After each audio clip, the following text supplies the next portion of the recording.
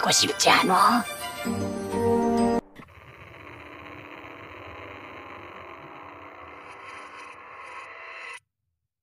Golden Spoon menceritakan tentang pelajar Lee So-chun. Ia bersekolah di Soujel, sekolah paling bergengsi di Korea. Didominasi oleh mereka terakhir dengan kekayaan, kecuali Lee So-chun sendiri. 4.5%를 상회할 것이라고 전망했습니다. Sebut saja Park Jong-un, anak staf angkatan darat. Oh Yeojin, putri pengusaha sukses. Dan Kwon Min-ho, anak direktur rumah sakit Subin. Namun yang paling kaya di antara mereka adalah Hwang Taeyong, putra tunggal pemilik perusahaan Dosin, yang tercatat memiliki harta sebesar 300 triliun won.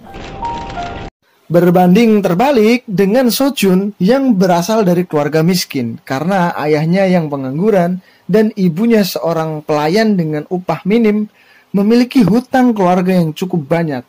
Tak membuat So-chun putus asa. Pekerjaan apapun ia lakukan asal bisa membantu perekonomian keluarga, termasuk menjadi kurir makanan dan penjaga minimarket. Ketika mengantar makanan ke sebuah sekolah, So-chun pun selalu mengambil tumpukan kertas tak terpakai yang berisi materi pembelajaran sesuai kelasnya saat ini. Selain So-chun, ada juga Jin Sok yang berasal dari kalangan bawah. Keduanya bersahabat, saling melindungi ketika mengalami perundungan, bahkan kekerasan dari geng Janggun. Kabar duka beredar bahwa Jin Sok dan kedua orang tuanya mengakhiri hidup setelah mereka terlilit hutang dan tak mampu melunasinya. So-chun menyayangkan kepergian sahabatnya yang mati sia-sia hanya menyerah pada keadaan. Hal itu membuat So-chun geram karena pihak yang seharusnya bertanggung jawab adalah perusahaan Dosin. Karena terlilit hutang, keluarga Jin Sok terancam digusur oleh perusahaan tersebut. Pemilik perusahaan yang bernama Tuan Huang yang juga ayah dari Taeyong datang ke acara pemakaman. Namun kehadirannya ia sampaikan bukan sebagai pihak penanggung jawab, melainkan sebagai seorang ayah yang prihatin dengan kematian teman sekelas Taeyong. Sebagai bentuk kepedulian, perusahaan Dosin membiayai pemakaman agar Jin Sok dan keluarganya pergi dengan damai. Dari kejauhan, Tuan Huang melihat So-chun menahan emosinya ketika Janggun menamparnya berkali-kali dan menghina Jin Sok yang sudah meninggal. 난 너 좀 쳐야겠다. 진석이 새끼는 왜... Merasa memiliki uang untuk membayar kompensasi, geng pengganggu memang sering memukul So-chun karena masalah sepele. 한 대에 10,000원씩. 5,000원. Melihat Jonggun menghajar So-chun, Taeyong tiba-tiba menghampiri mereka untuk menghentikan perbuatannya karena berbuat semena-mena, apalagi So-chun sedang berduka atas kematian sahabatnya. Setelah itu, memastikan keadaan So-chun baik-baik saja, Taeyong menemui ayahnya yang sudah menunggu di dalam mobil. Sementara So-chun yang miskin memungut uang 50 ribuan dengan pipinya yang lebam. Tuan Huang memberikan nasihat jika di masa depan Taeyong akan menjadi penerus grup Dosin, sehingga ia harus memilih teman yang benar-benar berguna untuk berbagi waktu. Kembali ke minimarket, seorang gadis cantik bernama Najuhe baru saja diterima bekerja di tempat yang sama dengan So-chun. So-chun mengajarinya menggunakan mesin kasir dan menata barang-barang yang akan dijual. Ia menyarankan Juhe agar tak terpancing dengan perlakuan konsumen yang tak sopan saat berkunjung. Membawa koper yang besar, So-chun curiga jika Juhe bekerja setelah ia kabur dari rumahnya. 질문. 너 무슨 생각 그렇게 해?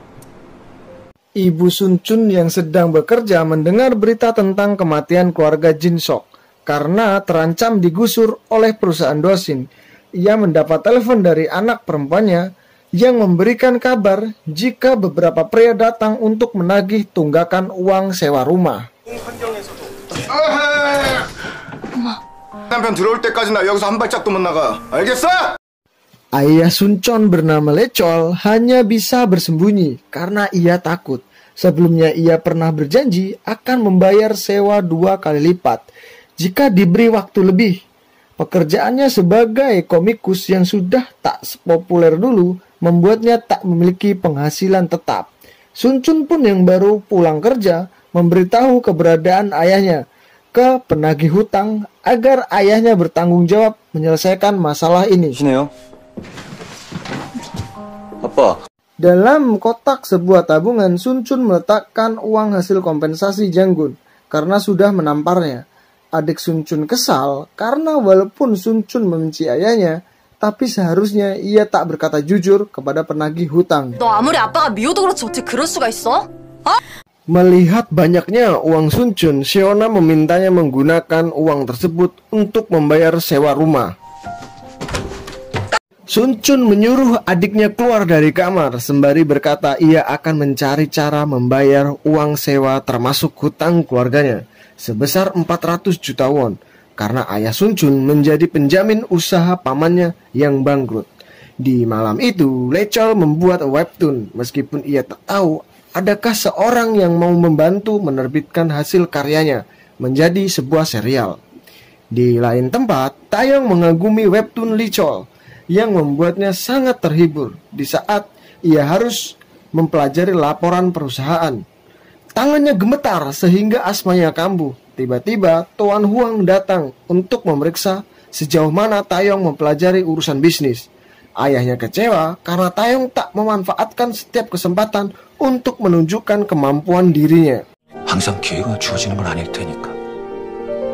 Beberapa hari berlalu, Sunchon yang sering mengerjakan tugas Janggun disuruh mengantar ke rumah Taeyong.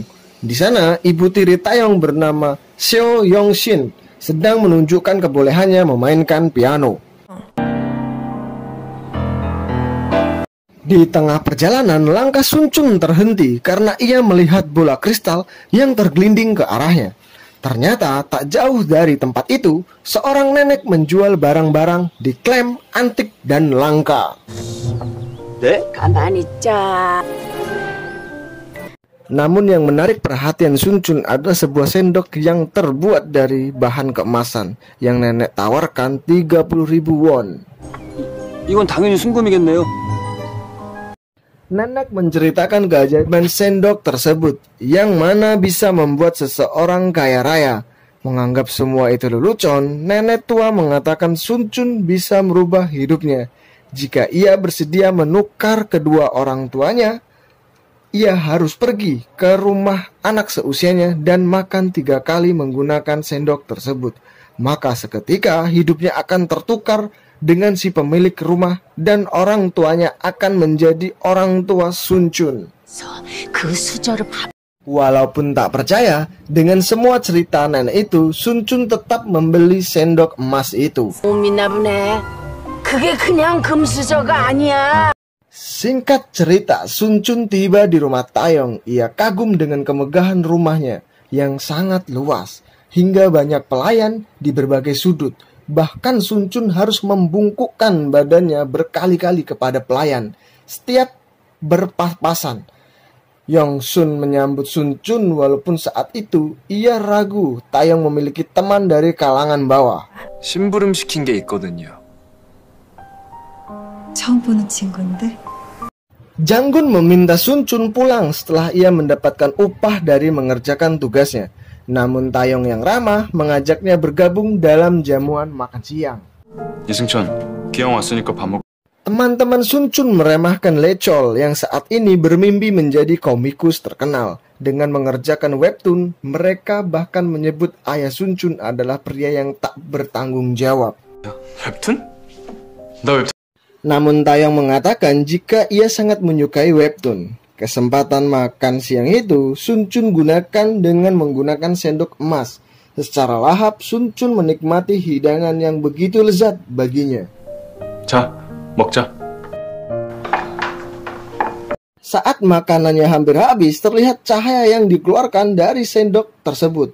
Anehnya, di tempat berbeda, si nenek bisa melihat apa yang sedang terjadi pada Sunchon lewat bola kristalnya.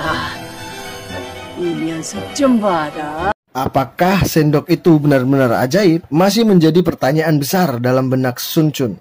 Tapi yang jelas saat itu ia belum mengalami perubahan apapun. 10만 원이나 주고 샀다니. Hingga di waktu petang ia pulang ke rumah mendapati semua lampu padam dengan suasana sepi senyap. Betapa terkejutnya Sun Chun melihat ayah, ibu, dan saudara tirinya terbujur kaku, terbaring di dalam satu ruangan. Beruntungnya semua itu ternyata mimpi buruk Sun Chun sembari menatap foto kebersamaan sang ibu. Sun Chun memikirkan tentang ucapan sang nenek penjual sendok. Ia lalu menggambar denah menuju tempat nenek berjualan, berharap menemukan petunjuk baru. Karena ia telah melakukan semua instruksi yang nenek ucapkan, yang percaya bisa menukar kehidupan seseorang selama 1 bulan, 1 tahun, bahkan 10 tahun lamanya. 그게 그냥 금수저가 아니야. Keesokan harinya di sekolah, Sun Chun mulai mencari informasi tentang grup dosin yang menggeluti banyak bisnis, antara lain konstruksi, bio, dan elektronik. Untuk pertama kali Sun Chun melihat foto ayah Taeyong yang bernama Huang Yendo di internet. Tak jauh dari tempat duduk terlihat Taeyong yang sangat frustasi mempelajari cara pengembangan perusahaan dan investasi. Sun Chun menghampirinya dan membantu Taeyong menuliskan laporan kepada ayahnya. 이승천, 너 좀 안. Teman-teman Taeyong termasuk Yeonjin terheran karena Taeyong kini dekat dengan Sun Chun yang berbeda kasta dengannya. Namun siapa sangka kemampuan Sun Chun dalam menganalisa membuat Taeyong kagum hingga ia berhasil menyelesaikan laporan itu. Ia memberikan kepada ayahnya dan membuat Tuan Huang sangat terkesan. Tuan Huang mengira bahwa Taeyong sebenarnya memiliki kemampuan jika ia bersungguh-sungguh. Sebagai ucapan terima kasih karena membantu ayahnya membuat bangga, Taeyong mentraktir Sun Chun di restoran yang belum pernah ia datangi. Taeyong bahkan mentransfer sejumlah uang lebih dari sekali kepada Sun Chun. 왜 나한테 하는 건데? Di sisi lain, kedekatan Taeyong dan Sun Chun membuat Yeonjin khawatir jika ia hanya memanfaatkan kebaikan hati Taeyong untuk mendapatkan uang dan popularitas. Namun Taeyong menganggap Sun Chun tulus dan tahu batasannya dalam bergaul. Yeonjin lalu membicarakan Na Jue yang baru saja dikeluarkan dari sekolah Inggris setelah terlibat masalah besar. 편의점 알바 오래 하고. Nah, Juhe yang mereka berdua ceritakan adalah seorang gadis yang bekerja di minimarket bersama Sun Chun, tapi belum dijelaskan apa hubungan Najue dengan kelompok geng kaya raya. Juhe baru tahu jika Sun Chun bersekolah di SMA favorit untuk murid yang bernilai baik. Dari sini diketahui bahwa Sun Chun masuk sekolah itu karena jalur berprestasi. Juhe terpaksa berbohong saat Sun Chun menanyakan tentang sekolahnya. Namun Juhe akhirnya mengaku ia baru saja dikeluarkan dari sekolah karena memberi pelajaran bagi geng perundung. Pemilik minimarket memberitahu Sun Chun jika ada temannya yang ingin bertemu. Ternyata Taeyong mendatangi Sun Chun yang saat itu bekerja, memberi sejumlah uang kepada Sun Chun menganggap Taeyong berlebihan. Namun Taeyong memohon agar Sun Chun tak menolak niat baiknya sebagai seorang teman. Sun Chun tak menyangka jika Taeyong kini sudah mau berteman baik dengannya. Dari minimarket, Juhe terkejut melihat Taeyong dan Sun Chun ternyata saling mengenal dan terlihat sangat dekat. Kehidupan Sun Chun yang bebas menjalani kegiatan sesuai keinginannya membuat Taeyong iri, apalagi saat asistennya menjelaskan jadwal belajar Taeyong dan kunjungan bisnis di hari itu yang sangat padat. Taeyong teringat sosok ibu kandungnya yang sangat ia rindukan. Namun belum diketahui apakah ibunya sudah meninggal atau berpisah karena cerai. Bekerja seharian di minimarket benar-benar membuat Juhe kelelahan. Sun Chun mengajaknya makan malam dan saat itu keduanya mulai akrab. Juhe menyadari bahwa Sun Chun sebenarnya pria yang keren dan penyayang, walaupun terkadang ia jarang tersenyum. 부자 되면 할 수 있는 게 얼마나 많은데. Juhe menanyakan bagaimana pertemanan Sun Chun dengan Taeyong yang selama ini terjalin. Ia juga mengagumi sosok Sun Chun yang berusaha mencari nafkah untuk keluarganya. Saat menceritakan masing-masing, Sun Chun bermimpi untuk menjadi orang kaya raya agar bisa membahagiakan ibunya dengan membelikan apartemen. Keesokan harinya di sekolah mengumumkan daftar peserta terbaik yang bisa masuk universitas tanpa jalur tes. Namun sayangnya Janggun menjadi satu-satunya siswa dalam gengnya yang tak bisa lolos dalam kelompok tersebut. Ia pun meluapkan amarahnya pada Sun Chun, padahal selama ini sudah memberikannya sejumlah uang agar bisa memberi jawaban saat mengerjakan semua tugasnya. Tak terima ini menjadi kesalahannya, Janggun memaksa Sun Chun menyerahkan kuota kelasnya. Tentu saja Sun Chun keberatan karena ia tak ingin kehilangan kesempatan untuk kuliah. Terlebih lagi, kekuasaan yang dimiliki Janggun bisa masuk ke universitas kemana aja yang Janggun mau. Dengan perasaan kesal, ia kembali ke kelas dan membuang semua buku di dalam tasnya. Menjelang malam, Sun Chun menemui Taeyong menyerahkan laporan investasi yang ia sudah kerjakan. Ia yang masih penasaran dengan keajaiban sendok emas meminta semangkuk mie instan dengan alasan sangat kelaparan. Belum sempat ia menyantap makanan itu, Tuan Huang keburu datang dan menunjukkan ketidaksukaan jika Taeyong berteman dengan orang miskin. Taeyong seketika meminta Sun Chun pulang karena tak mau membuat ayahnya marah. Saat pelayan membersihkan meja, Sun Chun menyelinap masuk tanpa sepengetahuan Taeyong.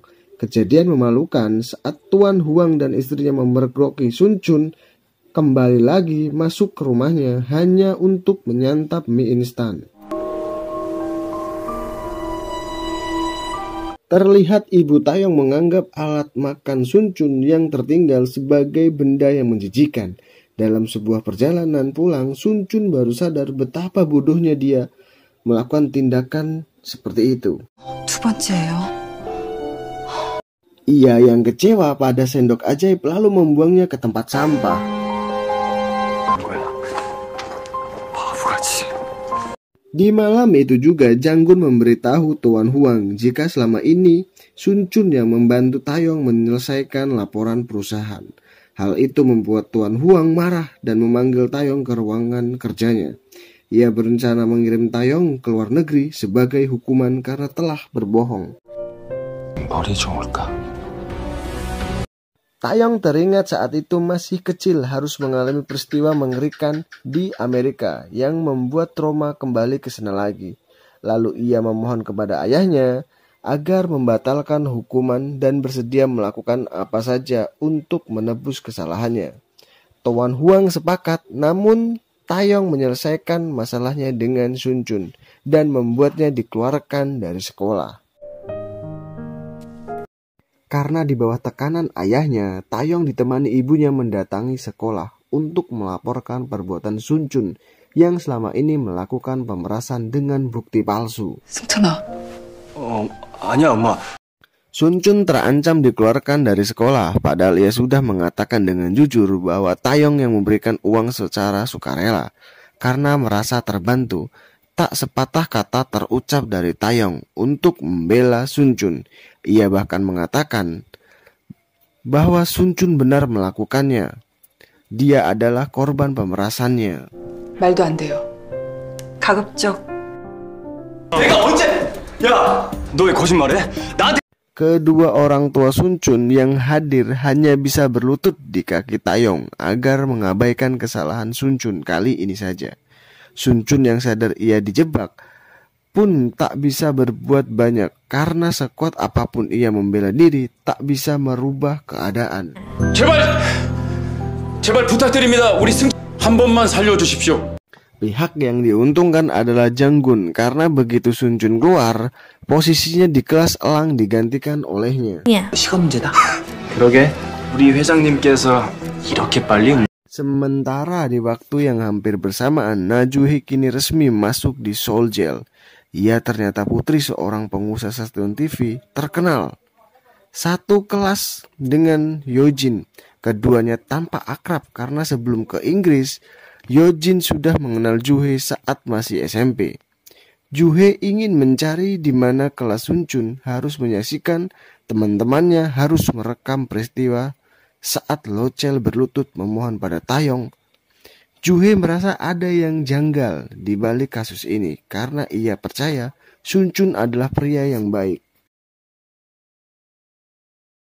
Di bawahnya derasnya hujan, Sunchun meminta Taeyong menemuinya di dekat danau.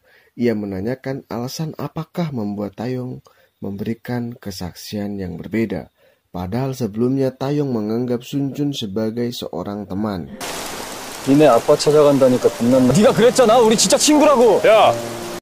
Karena tersurut emosi, Taeyong akhirnya mengakui jika ia terpaksa harus berbohong karena satu hal.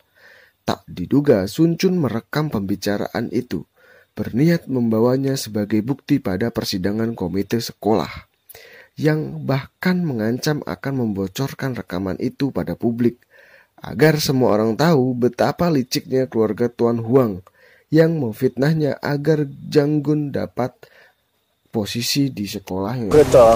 네가 거짓말한 거. 이거 학폭위 때 틀 거야. Terjadi perkelahian singkat saat Taeyong merebut HP Sunchun, hingga akhirnya Sunchun terpleset dan jatuh ke dalam danau. Mengetahui Sunchun dalam bahaya dan ia gagal menyelamatkannya, Taeyong mencari jejak Sunchun ke dalam air. Ia pun segera menelpon bantuan polisi, namun setelah ditelepon terhubung, Taeyong baru ingat hal itu akan menjadi bumerang jadi dirinya. Taeyong memilih meninggalkan Sunchun yang semakin lama semakin tenggelam di dasar air. Sunchun pun pasrah jika ia harus mati saat ini juga, ketimbang terus kesusahan sebagai orang miskin seumur hidup. Saat kesadarannya hampir hilang, Sunchun baru teringat sendok emas jika sebenarnya ia masih memiliki satu kesempatan lagi dan tak boleh menyerah pada takdirnya. Setelah selamat dari ambang kematian, Sunchun mencari sendok yang sebelumnya ia buang di tempat sampah. Ia pun lega karena sendoknya bisa ditemukan. Di malam itu, dengan pakaian basah kuyup mendatangi Tuan Huang untuk meminta makanan sebagai permohonan terakhirnya. Ia berjanji tak akan muncul lagi di hadapannya Taeyong.